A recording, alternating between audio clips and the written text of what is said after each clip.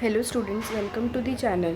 सो students, आज हम discuss करने वाले हैं हमारे अकाउंट्स के पेपर के बारे में। ठीक है, हम डिटेल में समझेंगे कि हमारे अकाउंट्स का जो पेपर पैटर्न है वो कैसा आएगा एग्ज़ाम में, और साथ ही साथ मैं आपको कुछ इंपॉर्टेंट टिप्स एंड ट्रिक्स बताऊंगी जिसके थ्रू आप अपने पेपर को बहुत ईजीली अटेम्प्ट कर सकते हो। ठीक है, तो आप लोगों से एक रिक्वेस्ट रहेगी स्टूडेंट्स कि आप लोगों को वीडियो को एंड तक देखना है, और अगर आप लोगों को वीडियो पसंद आएगा तो please like, share and subscribe the channel. Okay, तो ये वीडियो आप लोगों के लिए बहुत ज़्यादा हेल्पफुल होने वाली है, बिकॉज आप लोगों का अकाउंट्स का पेपर जो कि 7 मार्च 2024 को आने वाला है, तो यहाँ पे बीच में जो भी गैप्स है वो फिल करने के लिए आपको बहुत ज़्यादा एफर्ट्स करने की ज़रूरत है। सारे एडजस्टमेंट्स देखने हैं आप लोगों को, सारे फाइनल अकाउंट्स के, एनपीओ के, बिल ऑफ एक्सचेंज, ये सारी चीज़ों के आप लोगों को क्या करने हैं, एडजस्टमेंट देखने हैं। ओके, सब अच्छे से सॉल्व करना है। तो आगे हम जाके और सारे बातें करेंगे इससे रिलेटेड। तो स्टार्ट करते हैं पहले हमारी book keeping and accountancy writing exam. तो ये जो एग्ज़ाम है ना, वो कितने मार्क्स का होगा? 20 मार्क्स का होने वाला है। 20 मार्क्स और 60 मार्क्स। तो ये जो एग्ज़ाम है वो इन टोटल 80 मार्क्स का होगा, जिसमें कि 20 मार्क्स जो होंगे वो आपके ऑब्जेक्टिव्स क्वेश्चन के लिए होंगे, और बाकी जो 60 मार्क्स होंगे वो आपके प्रॉब्लम्स के लिए होंगे, जो आपके सम्स आएंगे, जो मैंने अभी बताया आपको, वेरियस सम्स आएंगे आपके, death of the partner, admission, retirement, bill of exchange, NPO, final accounts, ये सब पे बेस्ड होंगे ये 60 मार्क्स के क्वेश्चंस। ओके, तो ये आपका बाइफर्केशन ऑफ द मार्क्स होगा। 20 marks will be for the objective questions. Objective question के बारे में भी हम डिस्कस करेंगे कि ऑब्जेक्टिव के क्वेश्चन आपके एग्ज़ाम में कैसे कैसे आ सकते हैं, और साथ ही साथ जो 60 मार्क्स के होंगे वो होंगे आपके सम्स। जो भी सम्स होंगे वो कितने मार्क्स के होंगे? 60 मार्क्स के होंगे। ओके, तो अब हम डिस्कस करते हैं क्वेश्चन नंबर 1 को। तो आप स्क्रीन पे देख रहे होंगे क्वेश्चन नंबर 1 जो है, from the following types of sub questions any 4 will be asked. तो इतने सारे जो क्वेश्चन आपको दिख रहे हैं, टोटल 9 सब क्वेश्चंस दिख रहे होंगे आप लोगों को। तो इसमें से सब नहीं पूछे जाएंगे, सिर्फ 4 क्वेश्चंस आपको पूछे जाएंगे। ठीक है, select the correct options and rewrite the sentences, give one word phrase term, फिर स्टेट ट्रू और false with reasons, complete the sentences, answer the following in one sentence, agree disagree with the statement, calculate the following, give specimen of bill of exchange and complete the following table। Okay, ये जो भी आएंगे question, जैसे select the correct option, ये सब तो आपको पता ही होगा। तो इसमें आपको सिर्फ आंसर लिख के नहीं छोड़ना है, आपको क्या करना है, क्वेश्चन को लिखने के बाद ही आंसर लिखना है। क्वेश्चन में ऑलरेडी मैंशनड है कि select the correct options and rewrite the sentence. Rewrite मतलब उस सेंटेंस को आपको क्या करना है, वापस से लिखना है स्टूडेंट्स। ओके, फिर give one word phrase term, one word देना है आपको, जो स्टेटमेंट दिए रहेंगे उसके, फिर ट्रू और फॉल्स बताना है विद रीजंस, 1 लाइन का रीज़न लिखना है, फिर कंप्लीट करना है सेंटेंस को, उसमें भी सेंटेंस को रीराइट करो, फिर answer the following in 1 sentence, 1 sentence में आंसर लिखना है आप लोगों को।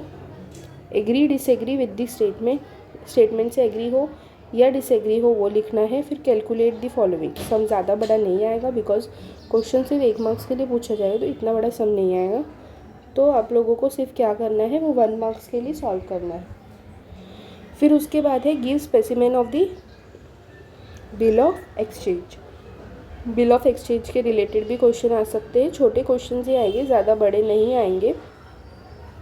फिर क्या है, complete the following table. Table को कंप्लीट करने बोला जाएगा आपको। ओके, जो भी उसमें फिलअप्स टाइप रहेंगे उसमें आपको फिलअप करना है। ओके, तो ये था हमारा क्वेश्चन नंबर 1। तो आई होप आप लोगों को समझ में आ गया होगा कि ये सारे क्वेश्चंस में से कोई भी 4 सब क्वेश्चंस आप लोगों को पूछे जाएंगे आपके बोर्ड के एग्ज़ाम में, अकाउंट्स के एग्ज़ाम में, के बीके के, बुक कीपिंग एंड अकाउंटेंसी में। ठीक है, अब हम देख लेते हैं कि क्वेश्चन नंबर 2 कैसे आने वाला है। ओके, ये हमारा पास्ट पेपर है 2022 का। तो क्वेश्चन नंबर 1 जैसे मैंने आप लोगों को ऑलरेडी बता दिया था, तो यहाँ पे क्वेश्चन नंबर 2 से हम डिस्कस करना चालू करेंगे कि वो कैसे आता है पेपर में। ठीक है, तो यहाँ पे जो क्वेश्चन है एडमिशन का क्वेश्चन है। ओके, तो यहाँ पे क्या आ सकता है आपको, एडमिशन, रिटायरमेंट, डेथ आ सकता है। ठीक है, बिल ऑफ एक्सचेंज, ये सारी चीज़ें आ सकती है। तो आप लोगों को उसके लिए भी क्या होना चाहिए, प्रिपेयर। तो फिलहाल जो ये जो सम आप लोगों को क्वेश्चन नंबर 2 में दिख रहा है, उसमें क्या होगा, आपका सम आने वाला है। ओके, यहाँ पे देखो क्वेश्चन नंबर 1 जो है ना, उसमें आपके 4 मार्क्स के 5 मार्क्स के 5 मार्क्स रहेंगे।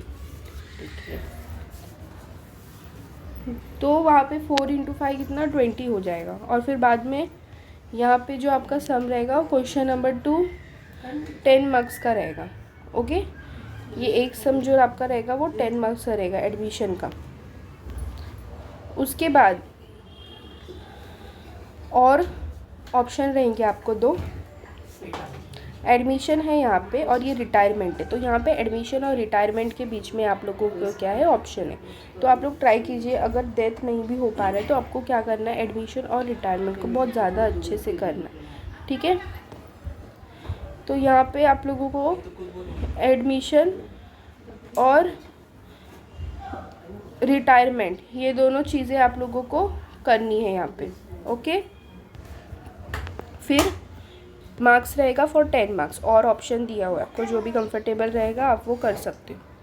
फिर उसके बाद क्वेश्चन नंबर 3 देखो, और यहाँ आपको क्वेश्चन को ध्यान से पढ़ना है, जो भी रहता है वो आप लोगों को ध्यान से पढ़ना है question. Question number 3, Asha and Usha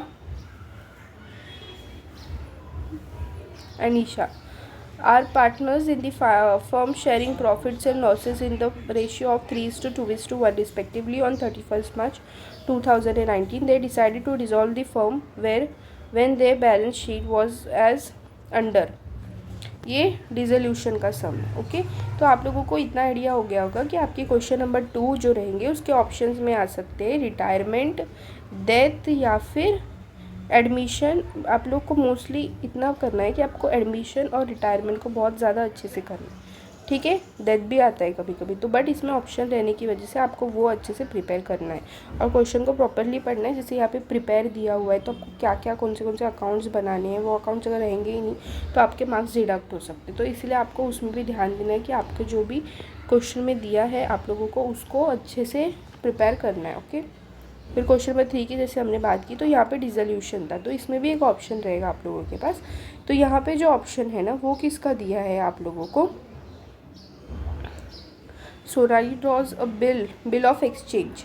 ठीक है, यहाँ पे आप लोगों को बिल ऑफ एक्सचेंज पे क्या दिया है, ऑप्शन दिया है। तो आप लोगों को एक आइडिया मिल गया रहेगा कि आपका जो क्वेश्चन नंबर 3 है that will be coming like dissolution भी आ सकता है, एडमिशन रिटायरमेंट भी आ सकता है, या फिर बिल ऑफ एक्सचेंज भी आ सकते हैं। तो आपको सबके लिए क्या होना पड़ेगा, प्रिपेयर होना पड़ेगा। ओके, तो अगर सम्स का रेगुलर प्रैक्टिस आपने रखा है तो वो इजी होते हैं। आप लोगों को सिर्फ इतना याद रखना है कि जैसे ही पेपर मिलता है you should draw your format के पीछे आप लोगों को ज़्यादा टाइम पास नहीं करना है, उसको प्रॉपरली प्रिपेयर करना है। अगर आपने फॉर्मेट भी बनाया है तो you will get the marks. Format बनाना है और अच्छे से सारे क्या करने हैं आप लोगों को, जो भी एडजस्टमेंट रहेगा वो सब पुटअप करना है। सब कुछ प्रॉपरली अगर करोगे तो फिर आप लोगों को मार्क्स मिल सकते हैं। फॉर्मेट का भी मार्क्स होता है, तो आप लोगों को एटलीस्ट फॉर्मेट तो अच्छे से बनाओ।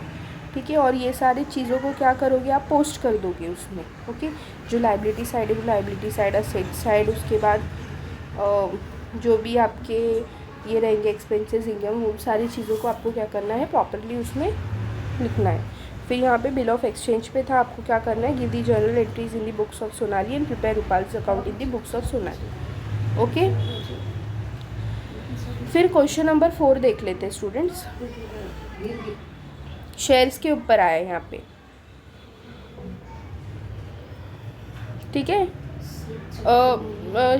शेयर का जो भी रहेगा आपका उसके ऊपर आया है, pass the journal entries in the books of Ajita. ये कर सकते हो, या फिर अगर आपने थियरी क्वेश्चन किया हुआ है, ठीक है, अकाउंटिंग स्टैंडर्ड्स के, ये आपको अगर थियरी क्वेश्चंस किए हुए हैं या फिर कंप्यूटराइज अकाउंटिंग प्रोसेस के, तो आप लोग 8 मार्क्स का उसमें लिख सकते हो। जिसको भी ये करना है वो कर सकते हो। या फिर अगर आपने क्वेश्चन नंबर 4 के लिए थियरी भी पढ़ा है तो इट इज़ ओके। जिसको कि ये वाला सब नहीं पॉसिबल हो रहा है शेयर्स का, बहुत बार ट्राई करने के बाद भी उसको क्या करना है, थियोरी वाले क्वेश्चन पे फोकस करके चलना है। ठीक है, तो आप लोगों के 8 मार्क्स क्या होंगे, रिजर्व हो जाएंगे। बट अगर मैं आपको यही सजेशन दूंगी कि अगर आपका ये क्वेश्चन करने को हो रहा है तो प्लीज़ ट्राई एटलीस्ट इसको करिए, बिकॉज थियोरी में बहुत बार ऐसा होता है कि मैक्सिमम पॉइंट्स लिखने के बावजूद भी आपको आंसर नहीं मिल पाते। तो इसीलिए आपको क्या करना है, यहाँ पे प्रॉब्लम को सॉल्व करना है। ओके, तो 8 मार्क्स के लिए आपको इस प्रॉब्लम को सॉल्व करना है। उसके बाद देख लेते हैं, और आपको ये समझ गया होगा क्वेश्चन नंबर 4। ठीक है, Ajita limited issued 2 lakh equity shares of ₹10 each at the premium of ₹2 पर शेयर पेबल एज। ठीक है, ये सारा क्वेश्चन है, प्रॉपरली पढ़ो, जर्नल एंट्रीज पास करने हैं तो वो करो, otherwise you can do the theory question also. Okay, ये आप पे डिपेंड है। फिर हम देख लेते हैं क्वेश्चन नंबर 5 को। तो Anil, Sunil and Mohit were partner sharing profit and loss in the proportion of their capital, the balance sheet as on. ठीक है, क्वेश्चन नंबर 5 जो है वो आपकी किस पे है, Mohit died on 1 August 2019 and the following adjustment were made, death of a partner पे आपका क्वेश्चन है। ओके, तो आप लोगों को अगर एडमिशन, रिटायरमेंट और डेथ के साथ में आपने डेथ भी किया है तो आप क्या कर सकते हो, इसको सॉल्व कर सकते हो। अदरवाइज़ यहाँ पर आपको क्या करना है, comparative balance sheet of the company, यहाँ पे अगर आप चाहो तो आप ये दूसरा वाला सम भी सॉल्व कर सकते हो। Following is the balance sheet of Param company limited as on 31 March 2019 and 31 March 2020। You are required to prepare the comparative balance sheet of Param company limited. ठीक है, तो अगर आपने एडमिशन, रिटायरमेंट और डेथ तीनों भी किया है तो it is well and good, आपको क्या होगा, सम करने में इजी पड़ जाएगा, या फिर आप ऑप्शन में दूसरा वाला भी कर सकते हो। फिर हम बात कर लेते हैं हमारे क्वेश्चन नंबर 6 के बारे में। ओके, क्वेश्चन नंबर 6 के बारे में, from the following receipts and payments account of Shahu college Kolhapur of the year ending and additional information, prepare the income and expenditure account of the year ended and the balance sheet. Okay, तो आप लोग ये वाला सम जो है आपका compulsory रहेगा question number 6 पे। ये भी आ सकता है आपके डिसोल्यूशन से भी आ सकता है, या फिर आपके एनपीओ से भी आ सकता है। ओके, तो यहाँ पे क्या करना है आपको, इसमें आपको कोई भी ऑप्शंस प्रोवाइड किए नहीं जाने वाले। ओके, फिर बात कर लेते हैं क्वेश्चन नंबर 7 की। Asha and Nishar partner sharing profit and losses in equal ratio, from the following trial balance and adjustment you are required to prepare the final accounts. ये जो लास्ट क्वेश्चन रहेगा वो आपके फाइनल अकाउंट्स का रहेगा स्टूडेंट्स। तो आप लोगों को ये क्वेश्चन सॉल्व करना है। फाइनल अकाउंट्स जब आप करोगे तो आप पहले फॉर्मेट बनाना, उसका पोस्टिंग करना, प्रॉपरली सब लिखना, उसके अंदर कौन सा ट्रेडिंग है, प्रॉफिट एंड लॉस है, या फिर वो बैलेंस शीट है, जो भी रहेगा वो प्रॉपरली लिखना है। उसके बाद पोस्टिंग करने है, पहले जो भी आपके ट्रायल बैलेंस के एलिमेंट्स रहेंगे, एडजस्टमेंट वालों को क्या करना है, छोड़ देना है। लास्ट में जाके आपको क्या करना है, एडजस्टमेंट करना है। तो इससे क्या होगा, आपका टाइम भी सेव होगा और आपका क्या होगा, पेपर भी कंप्लीट हो जाएगा। ओके, अगर आपको ये बहुत ज़्यादा अच्छे से आता है तो ट्राई कीजिए कि आप इसको पहले ही कर लो। बाकी जो भी एनपीओ के क्वेश्चंस है, आपके डिसोल्यूशन, डेथ, रिटायरमेंट, एडमिशन, ये सारे क्वेश्चंस को भी करना है। कोई भी क्वेश्चन पे ज़्यादा टाइम वेस्ट नहीं करना है, एक प्रॉपर टाइम मैनेजमेंट रखो, उसके अकॉर्डिंगली आपको पेपर को सॉल्व करना है। ठीक है, तो आई होप आप लोगों को एक फॉर्मेट समझ में आ गया होगा कि क्वेश्चन रहते कैसे। जैसे question number 6 and 7 are the compulsory questions, you will not get any option in that. Otherwise जो बाकी के क्वेश्चन है, क्वेश्चन नंबर 2, 3, 4 और 5, इसके अंदर क्या होंगे, आपको ऑप्शंस मिलेंगे। ठीक है, यहाँ पे आप लोगों को ऑप्शंस मिलेंगे। क्वेश्चन नंबर 2 और 3 में एडमिशन, रिटायरमेंट, डेथ पे डिपेंड हो सकता है। उसके बाद 4 भी उस पर डिपेंड हो सकता है, डेथ पे। फिर बिल ऑफ एक्सचेंज भी आएगा, एनपीओ भी आएगा, डिसोल्यूशन भी आएगा। तो फिर आप लोगों को क्या करना है, अकॉर्डिंगली सब चीज़ों के लिए प्रिपेयर रहना है। तो आई होप आप लोगों को समझ में आ गया होगा। जो टिप्स मैंने आप लोगों को बताए हैं पेपर कंप्लीट करने के लिए वो भी समझ में आ गए होंगे। ऑब्जेक्टिव्स लिखने के लिए पहले जो भी फिलअप्स रहेंगे वो सारी चीज़ें भी आपको क्या करनी है, क्वेश्चन को लिखना है, फिर ये आंसर को लिखना है। डायरेक्टली आंसर आपको नहीं लिखना है, बिकॉज उसमें मेंशन रहता है कि select the correct option and rewrite the answer, so you have to rewrite the answer again. Okay, तो आई होप आप लोगों को सब कुछ समझ में आ गया होगा। अगर वीडियो आपको पसंद आया होगा तो प्लीज़ वीडियो को लाइक कीजिए, शेयर कीजिए और चैनल को सब्सक्राइब कीजिए। Okay, all the very best for your exams. Thank you.